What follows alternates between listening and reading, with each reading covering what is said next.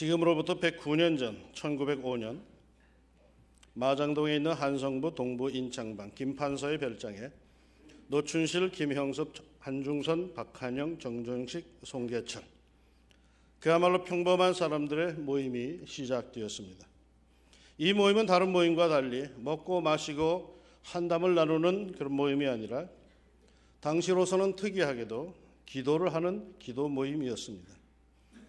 세도당당한 별장주인 김판서가 보기에는 한심해 보이는 이들의 모임이었지만 그때 시작한 기도 모임은 거대한 긍정의 역사를 쓰기 시작했습니다. 그 거대한 긍정의 역사 그 열매로 위대한 한 교회가 탄생하였습니다. 어떤 교회? 여기 모범생들만 앉아있는 것 같아요.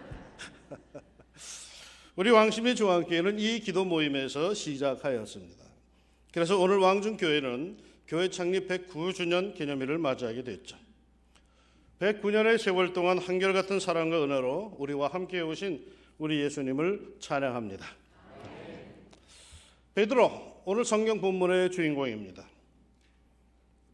그는 잘 나가던 예수님의 제자였죠. 예수님의 수제자로 자타 공인을 받았고 예수님이 가시는 곳마다 어디나 함께했던 예수님의 수족과 같은 제자였습니다. 예수님이 너희가 다 나를 버릴 것이다 라고 하실 때에도 무슨 말씀을 그렇게 섭하게 하시느냐고 모두가 버릴지라도 자신은 결코 예수님을 버리지 않을 것이라고 호언장담하여 사람들의 부러움을 샀던 사람입니다. 우리가 잘 아는 대로 그러나 그는 예수님의 순환이 시작되자마자 이 베드로는 무너집니다. 자신은 결코 그런 배신자가 되지 않을 것이라고 평상시 그런 배신자들을 보면 혐오하고 증오하였는데 자신이 그런 배신자가 되었던 것입니다. 결코 그러려고 일부러 그렇게 되려고 된 것은 아닙니다. 어쩌다 보니까 상황이 그렇게 흘러간 것입니다. 더군다나 예수님으로부터 너는 나를 모른다고 3번이나 부인할 것이다 라는 경고를 받고서도 그런 일은 결코 없을 거라고 큰 소리 쳤는데 그렇게 되고 말았습니다. 사람들이 자신을 바라보는 눈이 너무 싫었습니다. 모두가 자신을 왕따하는 것 같고 모두가 자신을 경멸하는 것 같습니다. 딱히 누가 뭐라 하지 않는데도 모두가 자신에게 야단을 치는 것 같고 비웃는 것 같습니다. 정말이지 견디기 어려운 따가운 눈총을 받고 사는 것이 하루하루가 마치 지옥 생활과 같습니다. 그런데 더 힘든 것은 예수님의 태도였습니다. 예수님이 부활하셨다고 모두들 기뻐합니다. 베드로도 그날 아침 일찍이 예수님이 부활하셨다는 소식을 들었습니다. 그래서 무덤으로 달려갔죠. 그러나 부활하신 예수님을 그는 만나지 못했습니다. 여인들은 예수님을 만났는데 자신은 예수님을 만나지를 못했습니다. 왜요? 예수님이 만나주시지를 않았습니다. 생전에 예수님은 언제나 베드로, 베드로, 시몬, 시몬 하시며 늘 앞세워주시고 먼저 찾으셨는데 부활하신 예수님은 베드로를 만나주시지도 않았습니다. 그러다가 제자들이 큰 두려움 속에 안식일에 모여서 전전긍긍하고 있을 때 마침내 예수님은 그들을 찾아오셨습니다. 그런데 예수님은 모든 제자를 다 똑같이 대하셨지 베드로라고 해서 특별한 의미의 눈길을 주시지를 않았습니다. 왜 그러셨을까요? 다른 이들이 볼 때 베드로는 예수님의 마음에서 멀어진 듯 했습니다. 예수님의 시야에서 사라진 듯 했습니다. 그럴 거야. 예수님께서 베드로를 얼마나 사랑하셨었는데 그런 베드로가 예수님을 배신해? 나 같아도 그런 베드로가 싫을 거야. 베드로는 추락하고 있었습니다.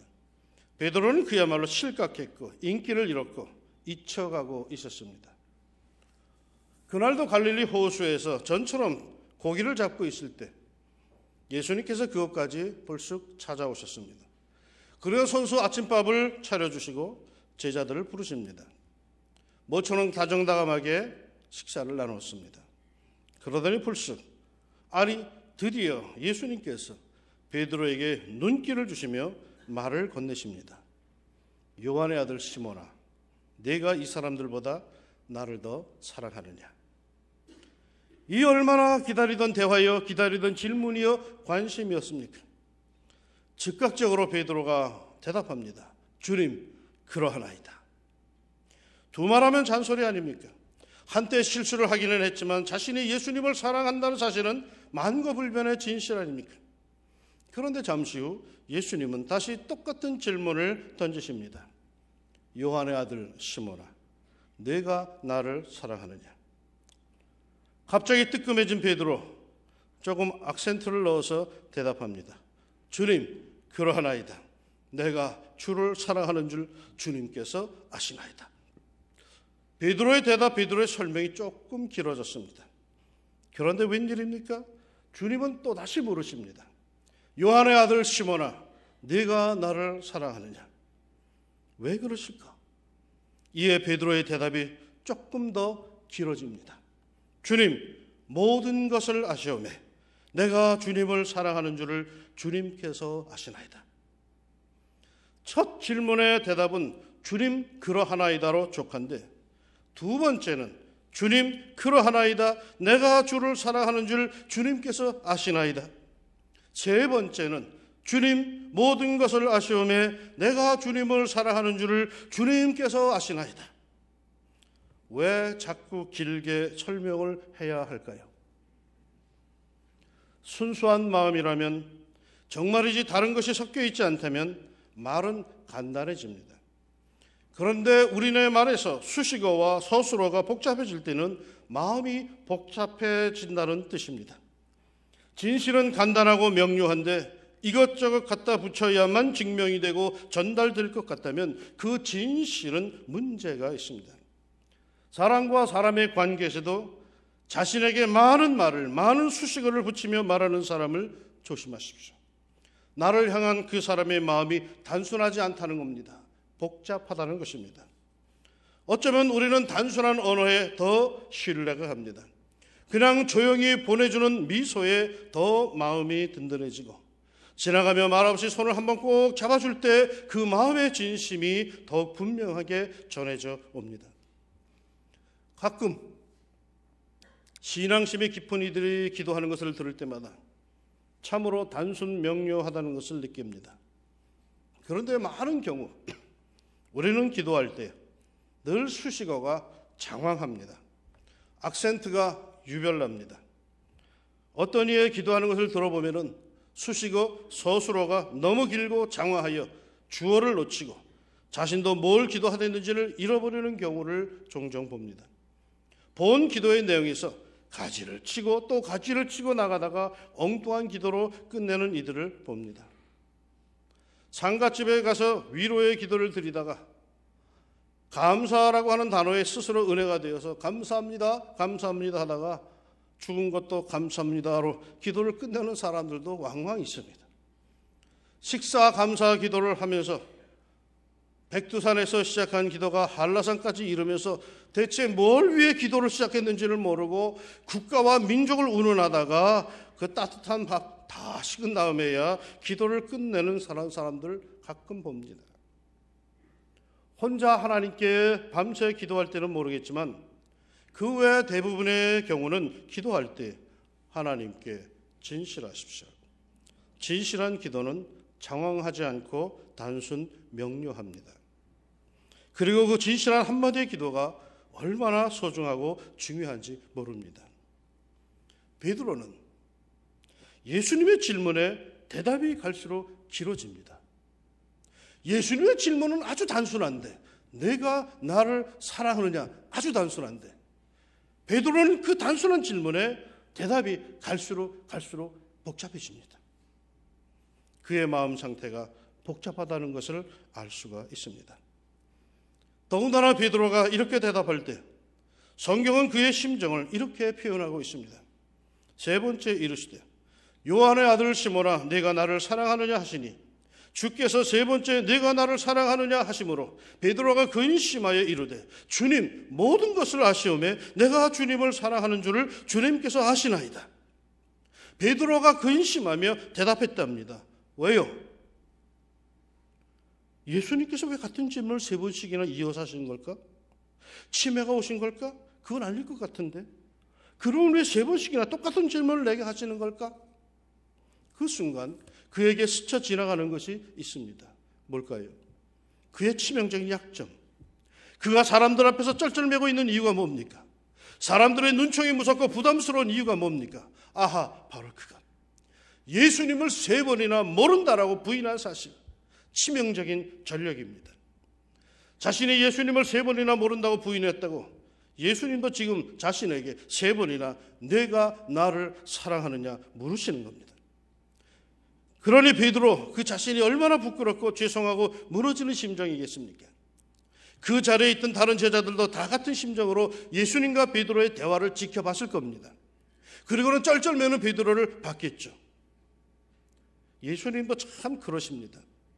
그토록 감추고 싶은 실수를 왜 공개적으로 다시 생각나게 까발리시듯이 그렇게 하시는 걸까요? 한 번 물으셔서 네, 제가 주님을 사랑합니다라고 대답했으면 됐지 왜 굳이 3번씩이나 똑같은 질문을 공개적으로 하시는 걸까요? 왜 저렇게 베드로가 쩔쩔매도록 만드시는 걸까요? 그러셨을 겁니다. 3번 예수님을 모른다 부인한 베드로에게 3번 네가 나를 사랑하느냐 물으심으로 그 3번의 실수를 만회하도록 주님께서 그 베드로를 복권시켜 주시는 장면인 것입니다. 그것도 모든 이들이 보는 앞에서 말입니다. 그를 망신 주려고 하는 게 아니라 그를 복권시켜 회복시키기 위해서 그러는 것입니다. 이제 더 이상 베드로의 실수를 왈가왈부하지 말라고 하는 예수님의 배려이신 것이죠. 이렇게 해서 베드로는 말이죠, 교회의 지도자로 복권이 된 것이요 회복이 된 것입니다. 그런데 이게 다가 아니더라고요. 우리 한글 성경에는 그것이 정확히 묘사되어 있지 않는데 헬라어 원어 성경, 신약 성경에 쓰여진 헬라어 원어 성경에 보면은 그 단어에 미묘한 차이, 묘한 메시지가 하나 담겨 있습니다. 예수님과 베드로가 사용한 사랑한다라고 하는 단어가 다릅니다. 아가파오메 필로세, 아가파오메 필로세, 필레이메 필로세. 예수님은 아가파오메로 물으시다가 필레이메로 바꾸시는데 베드로는 줄창 필로세라고 대답을 합니다. 무슨 의미일까요? 아가파오메, 아가페라고 하는 당서, 사랑한다라고 하는 그런 단어입니다. 메라고 하는 영어 단어는 미라고 하는 나를 이란 뜻입니다.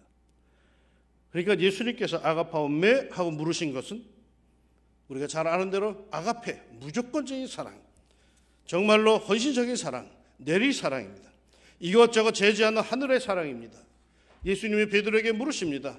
네가 나를 아가페 하느냐? 네가 나를 무조건 사랑하느냐? 헌신적으로 무한하게 나를 사랑하느냐? 그야말로 내 목숨까지도 내놓을 정도로 너는 나를 사랑하느냐? 이에 대해서 베드로의 대답, 필로세, 아가페가 아닙니다.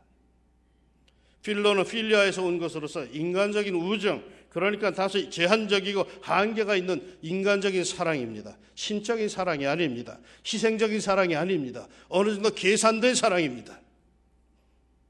주님, 제가 주님을 사랑하는 데는 한계가 있습니다.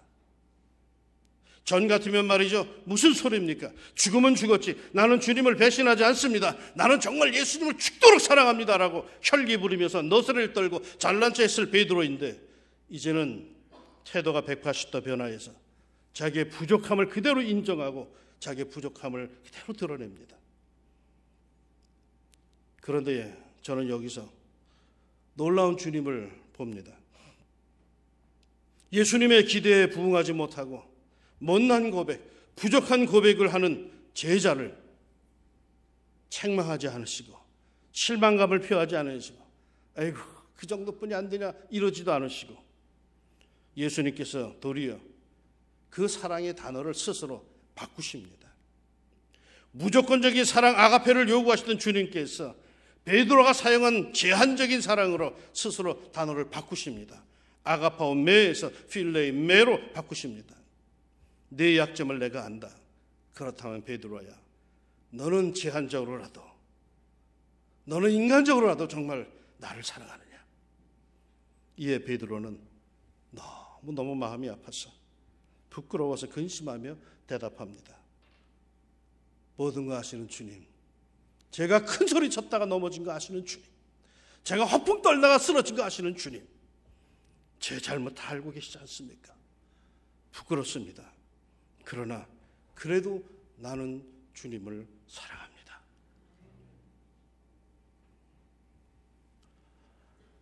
내가 거룩하니 너희도 거룩하라. 내가 완전하니 너희도 완전하라. 구약의 율법이 우리에게 요구하는 것이 바로 이겁니다. 하나님께서 우리를 향해서 내가 완전해. 그래 너 내 앞에 설래? 너도 완전해. 내가 거룩해. 너 내 앞에 서겠어? 너도 거룩해. 구약은 분명히 우리에게 이거를 요구하십니다. 율법의 하나님, 유대교의 하나님은 그걸 우리에게 요구하십니다. 그리고 모든 일을 다 유죄로 판결하시고 지옥으로 던지십니다.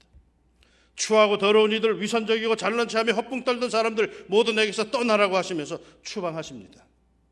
그러나 우리 예수님의 아버지 하나님은, 우리에게 복음의 빛을 비춰주신 사랑의 아버지 하나님은 우리에게 요구하는 기준을 바꾸십니다. 내가 거룩하니 너도 거룩하라, 내가 완전하니 너도 완전하라가 아니라 그 기준을 바꾸십니다. 내 율법을 다 지켰느냐, 그래서 네가 완벽하고 거룩하냐가 아니라 내가 너를 사랑한다는 사실을, 내가 사랑하는 독생자를 십자가에 죽이기까지 너를 사랑한다는 사실을 너는 정말 그거 하나 믿느냐, 기준을 바꾸십니다. 이것은 성경에 약속된 사실인 겁니다.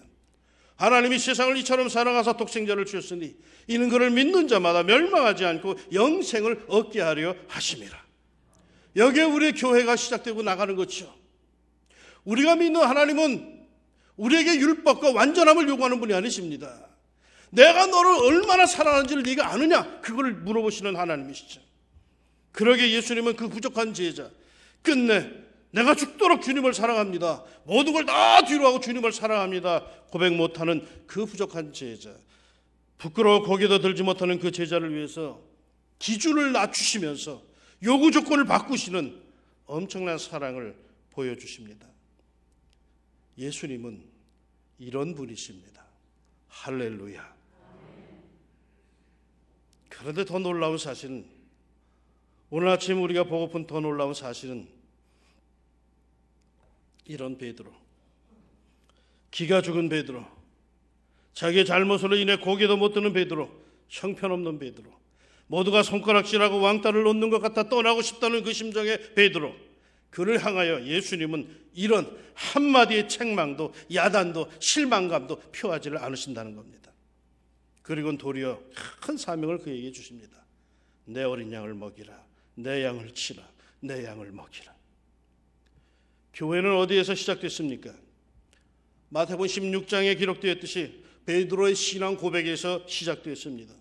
주는 그리스도시요 살아계신 하나님의 아들입니다. 이 고백에 주님께서 너무 기뻐하시며 바요나 시몬아 내가 복이 있도다. 이를 내게 알게 하니는 혈육이 아니요 하늘에 계신 내 아버지시니라. 또 내가 내게 이르노니 너는 베드로라. 내가 이 반석 위에 내 교회를 세우리니 음부의 권세가 이기지 못하리라. 믿음 위에 교회가 세워집니다. 믿음도 없는데 무슨 교회가 세워지겠습니까? 그런데 말이죠, 그 교회는 누구에 의해서 유지되고 지켜져 가는 걸까요? 부족한 베드로, 늘 넘어지고 휘청대는 베드로, 그러나 무한한 예수님의 사랑을 받는 이들에 의해서 교회는 유지되어 갑니다. 위기에서 일어납니다. 초대교회는 말이죠, 실로 위기였습니다. 교회가 제대로 세워지기도 전입니다. 그냥 신앙 공동체였습니다. 그런데 그 신앙 공동체가 제대로 서기도 전에, 기능도 발휘하기 전에, 뭔가 하기도 전에 말이죠, 그 반석 같은 수석 지도자가 예수를 모른다라고 3번이나 부인하고 뒤로 자빠집니다. 아니, 이럴 수가 있느냐 말이에요. 얼마나 큰 배신감과 실망감이 교인들에게 밀려왔겠습니까? 그런데 예수님께서는 그를 다시 세우십니다.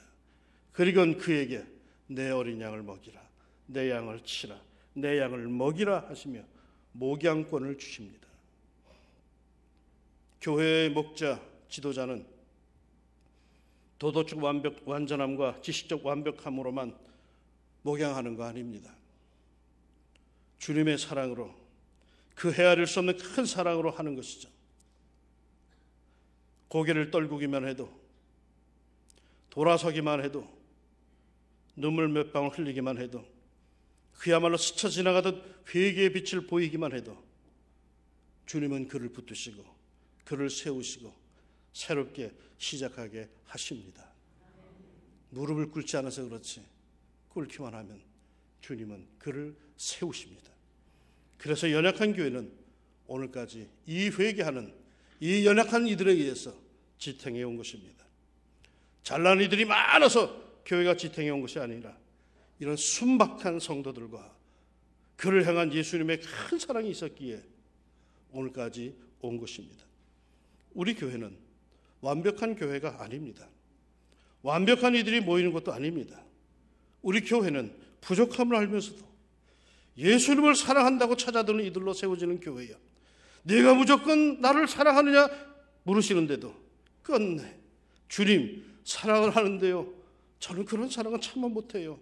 그러나 제 나름대로 최선을 다해서 주님을 사랑합니다 고백하는 이들에 의해서 세워지고 일어나는 교회인 줄 믿습니다. 우리가 주님 앞에 섰을 때에, 마침내 우리 인생살이 다 하고 주님 앞에 섰을 때에 주님께서는 우리에게 뭘 물으실까요? 너 율법 다 지키고 왔느냐? 너 내가 하라는 대로 다 하고 왔느냐? 너 죄 짓지는 않았느냐? 너 성도답게 완벽하고 거룩한 삶을 살다 왔느냐? 라고 물으실까요? 예수님께서 우리에게 보여준 하늘 아버지의 심정에 의하면 이거 하나는 확실하게 물어보실 겁니다. 네가 나를 사랑하느냐? 방법 스타일은 다 다를 겁니다. 그러나 한 가지만큼은 확실합니다. 네가 나를 사랑하느냐? 내 인생을 다 아시면서도, 내가 어떤 인생인지 다 아시면서도, 내가 무슨 생각을 하는지 다 아시면서도, 내가 여기서 나가면 무슨 짓을 할지 다 아시면서도, 그러면서도 예수님은 나에게 물으십니다. 네가 나를 사랑하느냐? 이제 우리가 답할 차례죠. 109년의 교회 역사를 갖고 믿음 생활해온 왕중교회 성도 여러분, 교회의 주인 되신 예수님께서 물으십니다. 네가 나를 사랑하느냐? 부족한 가운데서도 진실한 사랑의 고백을 하는 모든 성도들에게 긍정의 역사, 그 풍성한 주님의 배려와 사랑, 큰 은혜의 강수가 마침내 터지기를 주의 이름으로 축원합니다. 기도합시다. 네가 나를 사랑하느냐? 너 거룩한 교회 나와 있는데 정말 네가 나를 사랑하느냐 물었을 때에 우리 모두가 다 고개를 들 수 없는 부끄러움을 갖고 있습니다. 내가 내 속을 잘 아는데, 내가 얼마나 복잡한 걸 내 스스로 잘 알고 있는데, 예수님을 사랑한다 하면서도 돈 문제가 나올 때는 예수님이 자꾸 뒤로 감춰지고, 세상 놀이가 나올 때는 예수님이 자꾸 뒤로 밀려나고, 참으로 내 삶 속에서 물론이죠, 내가 예수님을 무엇보다 사랑합니다라고 고백하기 정말 부끄러운 것이 한두 개가 아니라는 것 우리 자신이 잘 압니다. 그럼에도 불구하고 주님께서 내 삶을 긍휼히 여겨주시고 그 까다로운 기준에서 그래 좋다, 그러는 가운데서도 너는 정말 나를 사랑하는 마음이 있느냐 물으시니 감사합니다. 주님을 사랑하는 것 변함이 없습니다. 때로는 휘청거리긴 하지만 그래도 주님을 사랑하는 것 변함없습니다. 저희를 붙들어 주시고 마침내 주님 나라 위에서 쓰임받는 위대한 믿음의 성도들 반열에 서게 하여 주시옵소서. 우리 왕십리 중앙교회가 109년의 세월을 흘려왔는데 참으로 좋은 훌륭한 믿음의 선배들도 있었지만 많은 경우 휘청하면서도 그래도 주님을 향한 사랑 하나만은 꼭 붙들고 교회를 섬겨온 믿음의 선배들이 많았기에 이 교회가 오늘까지 온 줄로 압니다. 하나님께서 기뻐하시는 교회로 우뚝 설 수 있도록 도와주시고 이 교회가 앞으로 이 긍정의 역사가 시작되었사오니 100년의 역사를 새롭게 써나갈 수 있는 위대한 주님의 교회가 되게 하옵소서. 마음이 아픈 이들을 더욱더 붙잡아 주시고 하나님이여 회복시키시사 주님 나라에서 다시금 겸허한 심령으로, 감격하는 심령으로 주님만 바라보고 일어설 수 있는 주의 일꾼들이 다 되게 하여 주옵소서. 예수님의 이름으로 기도합니다. 아멘.